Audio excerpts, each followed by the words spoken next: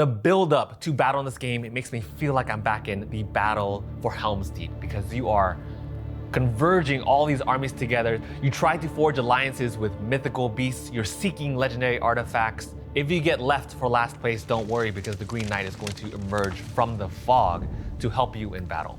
This is the game that's going to pull you back into the Arthurian legends of old as you lead your faction, my fellow wolf pack. It's time for us to seek glory.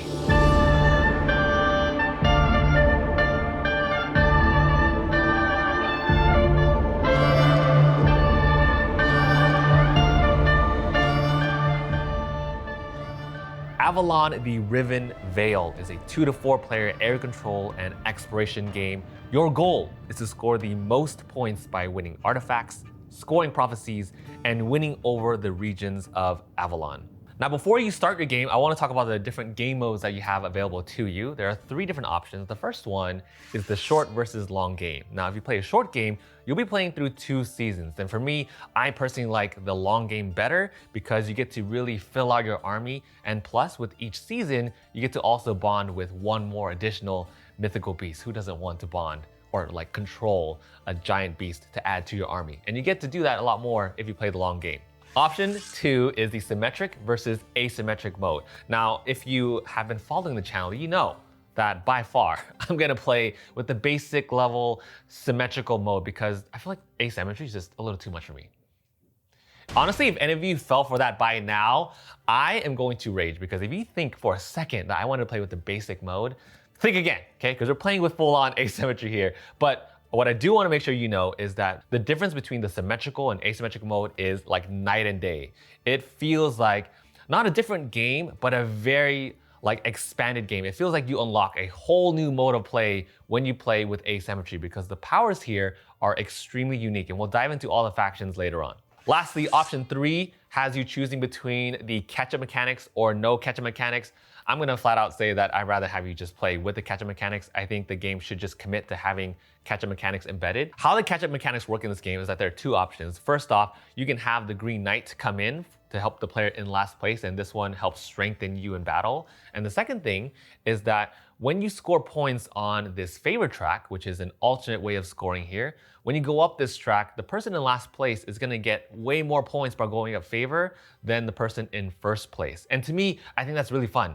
It's really fun to have everyone involved in the battle at all times. So having these catch-up mechanics embedded in the game, I think is a no-brainer. Even if you want to play a full-on competitive mode, I feel like you get more competition by having these catch-up mechanics embedded. So with that, let me tell you how the game works. Now, in Avalon, the Riven Veil, there are 3 phases. First off is the Mist phase. In the Mist phase, you start off first by setting up a set of cards called the Mist deck. Now, this is going to consist of some legendary artifacts. It's going to have some mythical beasts. And it's also, the most important part about this game is that it's going to have the Holy Grail. What is Arthurian legends without having that? Now, this is all gonna be shuffled up and mixed into the deck and then spread out across Avalon. The next part of the Mist phase is that there is this rearrangement of artifacts. So this phase doesn't really happen too much, of course, when you're first playing the game because no one really has an artifact just yet. You do start off with 1.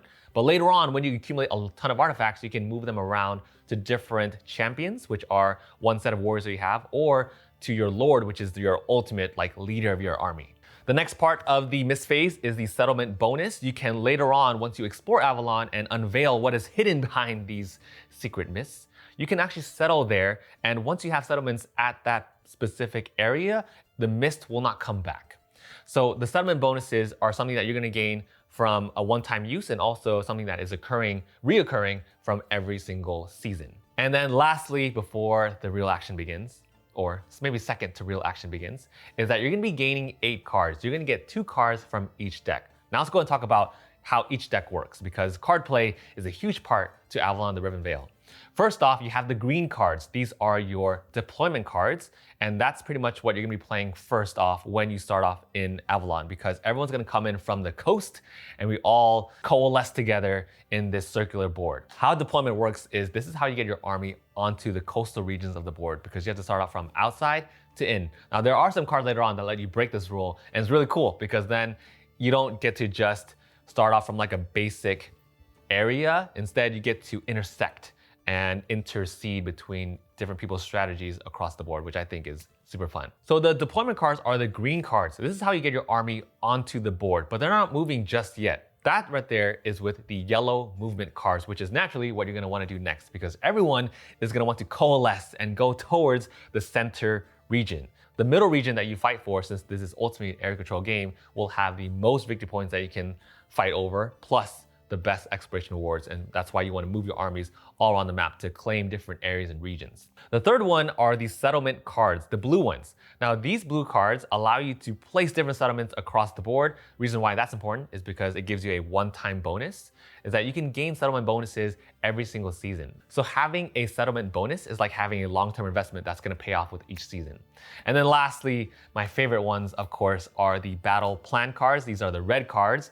Naturally, you think red, you think battle plan. That's going to be for combat, which we'll talk about in a second. But hold on, Tim, what is the whole point of this game? Well, in Avalon, the Riven Veil, you are leading your armies to discover the mists of Avalon. As you do that, you want to stake claim over the different territories that you are trying to score points, because there are a couple of different ways to score. You're trying to score points from claiming different settlements and claiming regions from each war phase. The second way to score is by gaining favor with the Lady of the Lake, which you can do by playing different cards. And the last way is by bonding with different mythical beasts, which will also gain you points as well, and discovering artifacts. So a ton of different ways to get the most points in this game. Now, as we just finished the mist phase, on the preparation phase, here's where all you're doing is playing one card on your turn. You know how the cards work now, but let's break down the cards a little bit more. So on the top left of a card, it's going to show you an initiative number. It's going to be a range of numbers, and the person with the highest number is the one that's going to go first, because everyone plays a card simultaneously, and then whoever reveals the highest number, that's the person that's going to go first. And that matters because then, like for instance, if we all play deploy, that person's going to get first dibs on where they can deploy on the outer regions first. Right below the initiative number is just a symbol that shows what type of card it is. In this case, we're looking at the deployment card. And then below that, it's going to give you a cost for the card. Some cards are going to show you like 1 card discard, 2 card discard. Basically, that's how many cards you have to give up to play the card that you're looking at. And there's actually a card separator that you use in the game to show you like, hey, this is the card I want to play, along with the cost. You put a card separator right behind that, and then everything else in your hand is right behind your card separator. And then on the very bottom of the card is going to be the overall effect of the card, and these are all unique. There's 160 unique cards as of the time of this recording. Every single round, you're gonna play 1 card. So ultimately, you play 3 cards in total in the overall preparation phase. You're gonna be deploying, you're gonna be moving. There's no battling just yet, but you can also settle as you get ready for the final phase of the game, which is the war phase.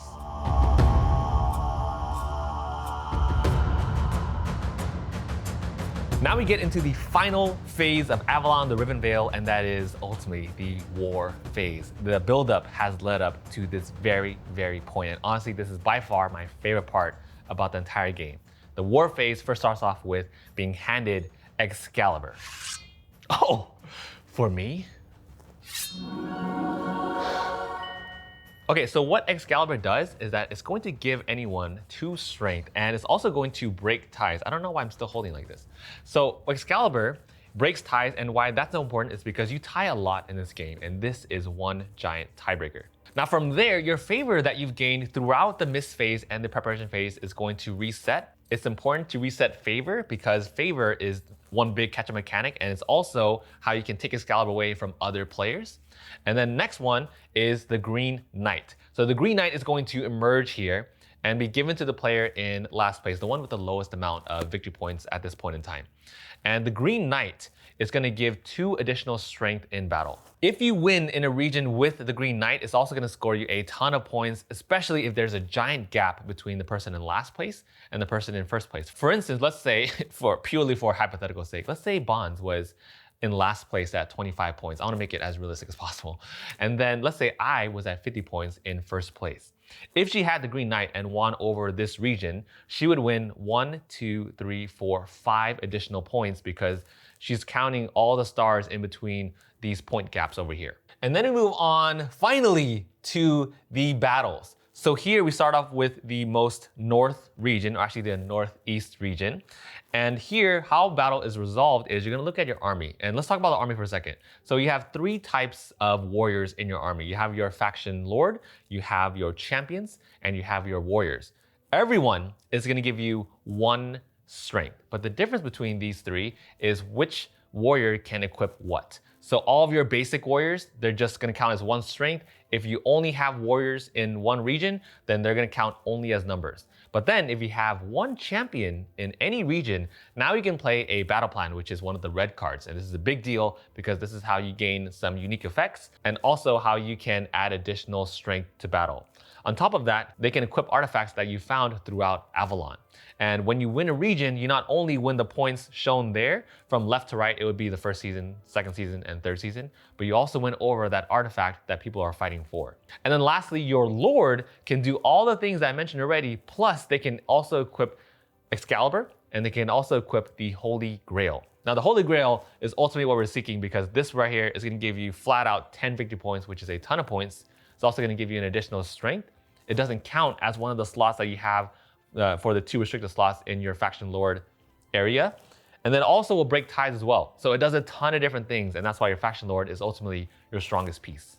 Okay, battle time. So how this part works is everyone's going to play, well, if you have a champion in the region, everyone's gonna play one of these red Battle Arts cards because during the preparation phase, we can actually gain 2 cards at the end of each round. So like if I play a card, at the end of that, I can gain 2 colors of whatever I want. So usually by the end of round 3, we're all trying to gain like 2 more battle plan cards. That way we can really amp up our strength in battle. But what's really unique about this game is how they implemented the Oathsworn mechanic into Avalon, and here's how that works. So like let's say I play Last Stand, and Last Stand has a strength of 9 at the very bottom. Now it doesn't mean that you gain 9 strength, it means you have the potential to gain 9 strength because it's like a blackjack system. So if I play this card, now what I'm gonna do is I'm going to draw from any of the card decks, and you're only gonna look at the top left number of that card. You don't care about anything else on the card except the top left number, and you don't wanna bust. So basically my cap is at 9. I don't wanna get any higher than 9. So if I were to grab some cards right now and see if I can reach up to 9, and you're not gonna show anyone else here, that's the biggest twist here, is that you don't show anyone else. So if you bust, you wanna try to keep a poker face and not show anyone that you busted. If you bust, you're gonna gain 0 strength in battle and you're gonna lose that card as well. So it's a big deal and you really don't want to bust at all. So if I gain this card right here, that's a 2. I have a 5, that's 7. Should I go for 2 more in this particular fight? 5. So clearly right there, I busted it in that game, and that is obviously a terrible thing. You don't wanna do that. But what's also interesting too is that they've already adjusted a deck where the numbers are shifting from 1 to 3. And for me, I really like the 1 to 3 system too because it makes the weight of your decisions so much more heavy, and I love that feeling. If there's a range of 1 to 5 for the initiative number, then there's a bigger gamble that you're taking as you're trying to reach the maximum number for your combat strength at the very bottom of the card. So as you finish off every single battle in Avalon, making your way throughout the entire circle to the very, very end, you score points as you go.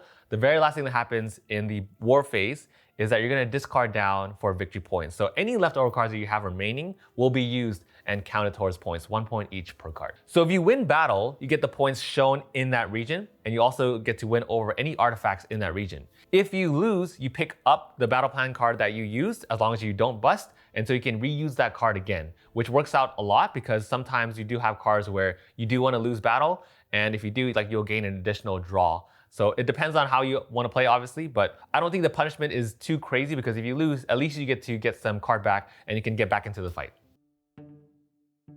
All right, so I've played this game now 4 times. I've played it twice at 2 players, once at 3 players, once at 4 players, and like a half game, only 1 season at 2 players. I think playing through all of those player counts so far, my favorite player count is of course going to be 4 players. The more players you have in this game, the more interactive it becomes. But I will say that you shouldn't write this game off as like, if you play 2 players only, you shouldn't get Avalon because 2 players is still really fun. Reason why is because you cover up more regions and you also get to kind of spread out your army in a totally different way than you would for a 4-player game. Because naturally, in a 4-player game, you're kind of restricted to certain regions and just strengthening your army and making quality sacrifices in limited regions.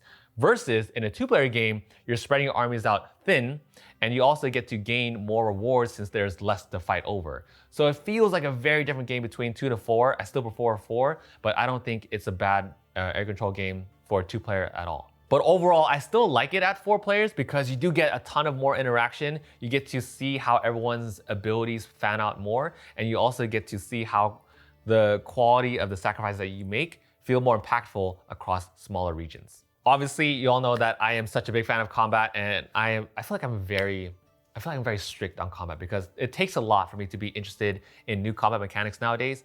But here, like, I've got the wish I asked for, which was I wanted to see what Shadowborn Games does when they have that Oathsworn mechanic translated into a competitive game. And this right here is the dream that I was asking for.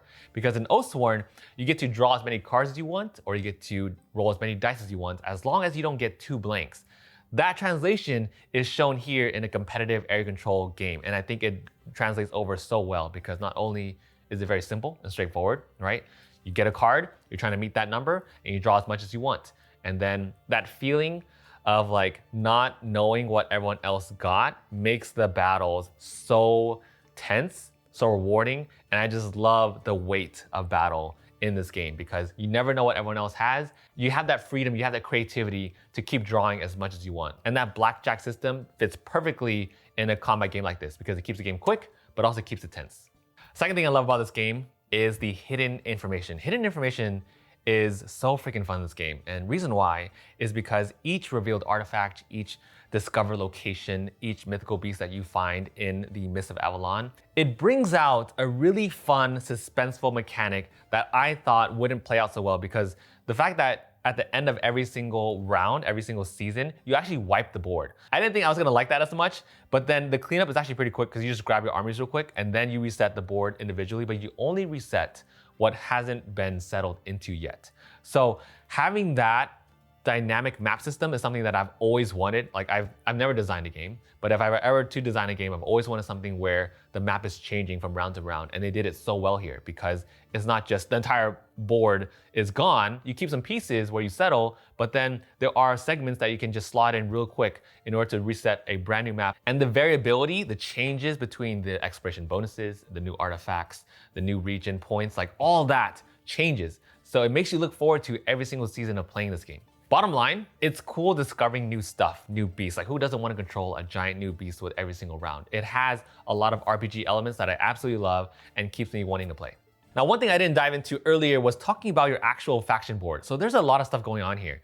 Not only do you get a unique faction lord ability, but you also get these one-time use abilities too, which are very, very impactful. And I think that's one thing that it's one big theme of Avalon is that you have a lot of one-time use abilities that really come in clutch in the last minute. For instance, every season you get access to this top board over here, which allows you to move, or you could gain favor, one way to gain favor, that way you can catch up later on in the game, or you can deploy, you get one deployment. Those abilities don't seem significant at first, but as the game goes on, you're so limited in your actions, and again, it's not a bad thing because again, the weight of your decisions matter. So later on, when you're trying to deploy more things, you don't have access to movement, but you do here on your actual faction board. These faction powers, again, also unrestrict the restricted actions that you get in this game. Because again, you're playing only one card in each part of the preparation phase. But here with your faction powers, you can use it as much as you want as long as you have an available pool.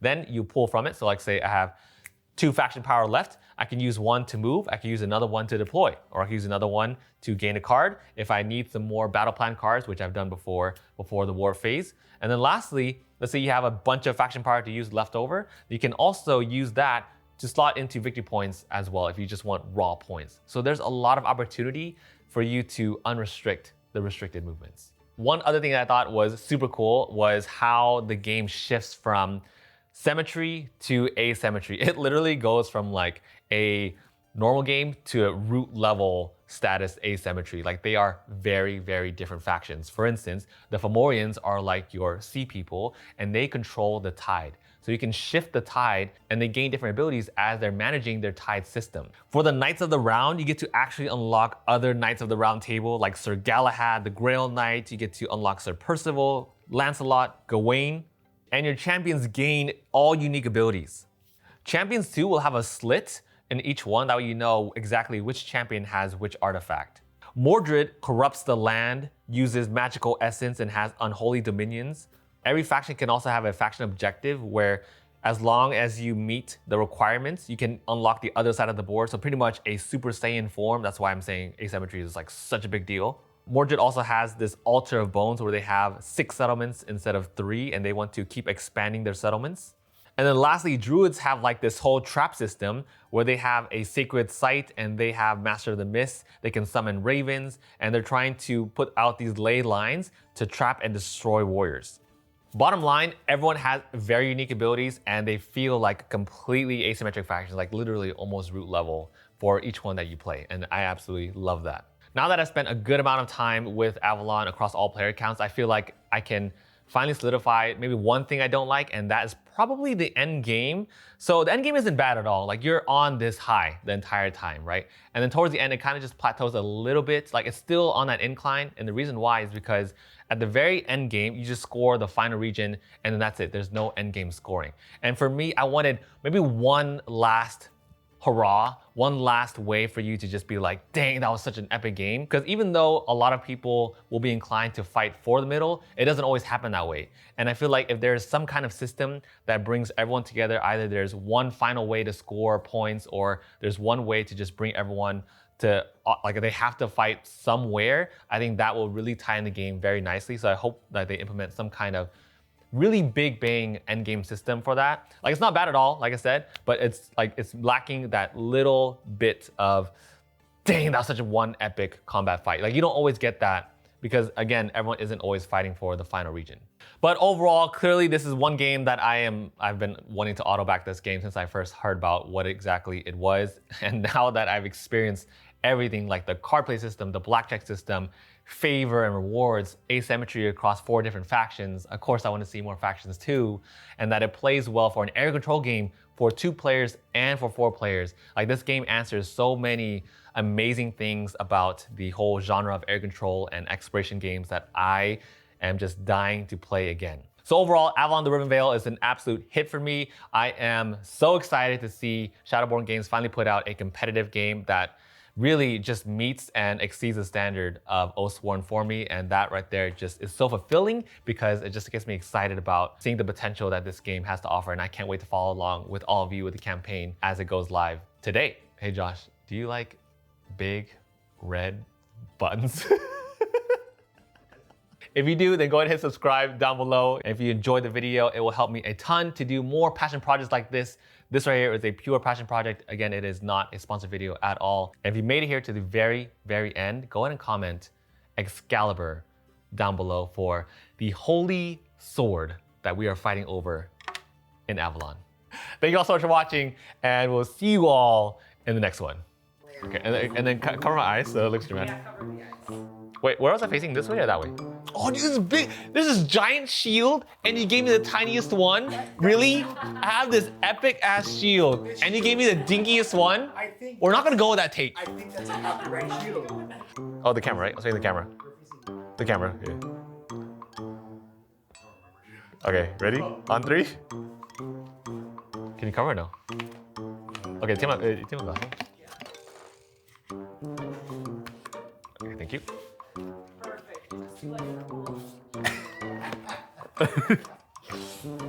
Okay, got it. Okay, ready?